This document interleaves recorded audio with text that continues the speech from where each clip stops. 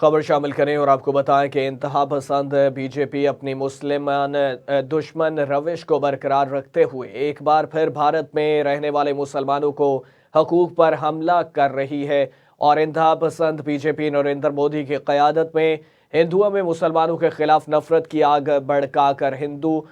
توقع ایجنڈے پر عمل پیرا کر رہی ہے اور مودی سرکار کی اس نفرت انگیز سیاست نے بھارت کو اپنی لپیٹ میں لے رکھا ہے اور آئے روز مسلمانوں کے خلاف انتہا پسند ہندوؤں کے حملے جاری ہیں۔ اس حوالے سے بھارت میں عام انتخابات کے قریب آتے ہی مودی سرکار نے سٹیزن شپ امینڈمنٹ ایکٹ کے نفاذ کا اعلان کر دیا ہے۔ متنازع شہریت بل 9 دسمبر 2019 کو بھارتی پارلیمنٹ کے ایوان زیر میں منظور کروایا گیا تھا اور 11 دسمبر کو ایوان بالا سے بھی اس بل کی منظوری دے دی تھی۔ بھارت میں اس متنازع بل کی منظوری کے بعد پرتشدد احتجاجی مظاہروں میں سینکڑوں افراد بھی ہلاک ہوئے تھے۔